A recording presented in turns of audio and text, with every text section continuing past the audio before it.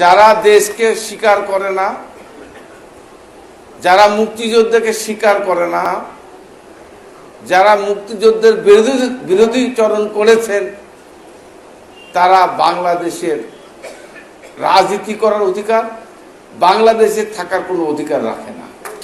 কিন্তু এদেশের স্বাধীনতা যুদ্ধে আমার বয়সটা যদি একটু প্রাপ্তবয়স্ক হতো, একটা যুদ্ধ করার মতন আমার বয়স থাকতো, আমি অবশ্যই মুক্তিযোদ্ধা হিসাবে নিজেকে যদি নাম লেখাতে পারতাম, আমার জীবনটা ধন্য হতো। আমি সবসময় বলতাম, প্রিয় ভাইয়ের আমার, আমি বিশ্বাস করি, এদেশের মানুষ বিশ্বাস করে, বাংলা ভাষার মানুষ, পৃথিবীর সমস্ত মানুষ বিশ্বাস করে, এই মুক্তিযোদ্ধারা হচ্ছে বাংলাদেশের শ্রেষ্ঠ সন্তান। আমি বিশ্বাস করি এই যে মুক্তিযোদ্ধারাই হচ্ছে, যতদিন এই বাংলাদেশ থাকবে, যতদিন এই বাংলা ভাষা থাকবে, যতদিন এই পৃথিবী এই বাংলার মানচিত্র থাকবে, ততদিন যারা এই পৃথিবীতে থাকবে, প্রতিটা মানুষকে স্বীকার করতে হবে মুক্তিযোদ্ধারা হচ্ছে এদেশের শ্রেষ্ঠ সন্তান। যারা দেশকে স্বীকার করে না, যারা মুক্তিযোদ্ধাকে স্বীকার করে না, যারা মুক্তিযুদ্ধের বিরোধীচরণ করেছেন, তারা বাংলাদেশের রাজনীতি করার অধিকার, বাংলাদেশে থাকার কোনো অধিকার রাখে না। কারণ এই মুক্তিযোদ্ধারাই আজকে আমরা গর্ব করে বলি আমরা বাংলাদেশী।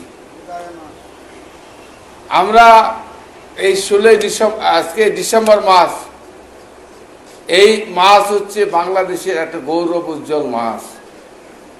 এই মাসেই আমরা বিজয় অর্জন করেছিলাম। যখন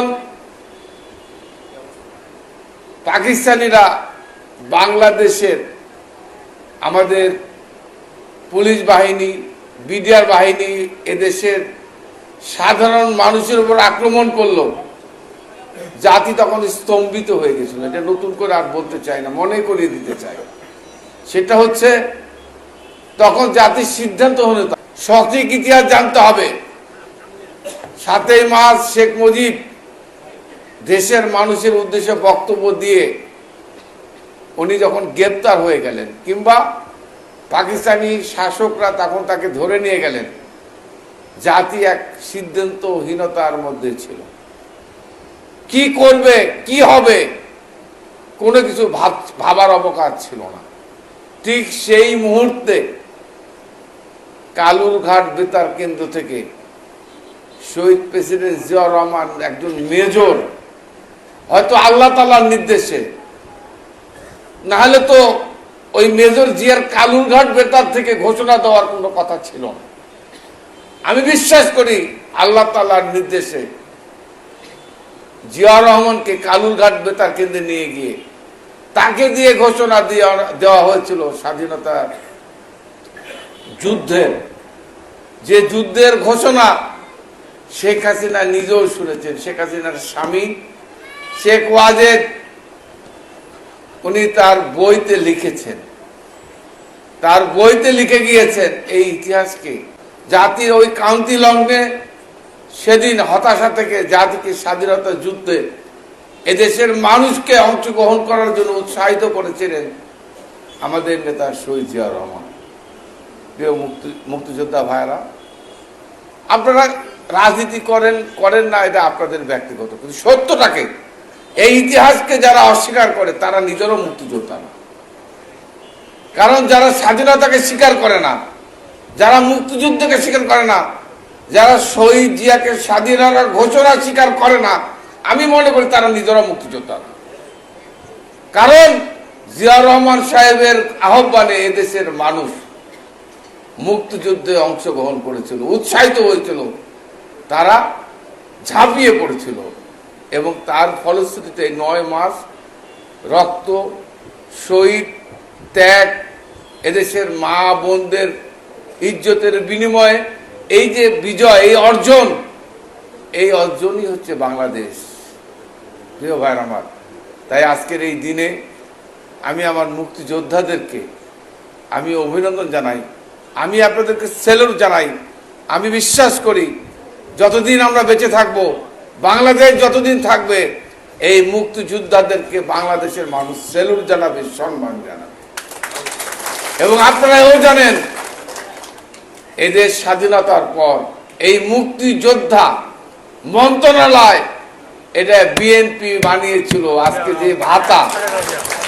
আজকে যে ভাতা আপনাদের যে সম্মানীয় ভাতা, আজকে যে টাকা পাচ্ছেন, এই টাকা পাওয়ার হয়তো আওয়ামী লীগের সঙ্গে বাড়ছে, কিন্তু এই সিস্টেমটা চালু করেছিল বেগম খালেদা জিয়া, বিএনপি।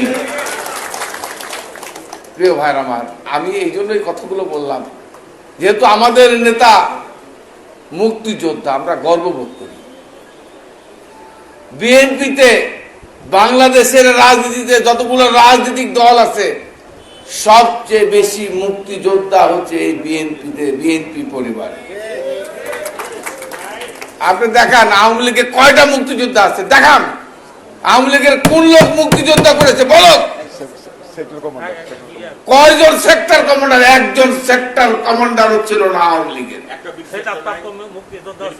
একজন বলুক যে একজন খেতাবপ্রাপ্ত মুক্তিযোদ্ধা ছিল আওয়ামী লীগ করে, যে অমুক বীর উত্তম, বীর বিক্রম, বীরশ্রেষ্ঠ, একজন দেখাক যে সে আওয়ামী লীগ করে।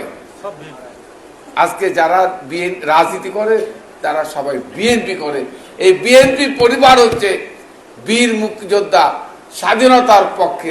আজকে বীর মুক্তিযোদ্ধাকে অসম্মান করা, বীর মুক্তিযোদ্ধা ঘর থেকে বের করে দেওয়া, তার পরিণাম শেখ হাসিনা চোরের মতো দেশ ছেড়ে, প্রধানমন্ত্রী থাকা অবস্থায় দেশ ছেড়ে পালিয়ে পার্শ্ববর্তী রাষ্ট্রে আজকে আশ্রয় নিয়ে জীবন বাঁচিয়েছে। এই অর্জন, এই সব কিছু অর্জন হচ্ছে আপনাদের কারণে, আপনাদের ত্যাগের, আপনাদের কষ্টের, আপনাদের পরিশ্রমের কারণে আজকে আমাদের এই অর্জন। তাই আমি আপনাদের কাছে বলতে চাই, প্রিয় ভাইয়ের আমার, যারা এই সঠিক ইতিহাস বিকৃতি করে মুক্তিযোদ্ধাকে রাজাকারকে মুক্তিযোদ্ধা বানিয়েছে, আজকে সুযোগ এসছে এদেরকে কাঠগড়ায় দাঁড় করা, বিচারের মুখোমুখি দাঁড় করানো। যারা সঠিক মুক্তিযুদ্ধের ইতিহাসকে বিকৃতি করে মুক্তিযোদ্ধাকে রাজাকারকে মুক্তিযোদ্ধা বানিয়ে যারা এই মুক্তিযুদ্ধকে বিতর্কিত করেছে, তাদের বিচার করতে হবে বাংলাদেশের মাটিতে।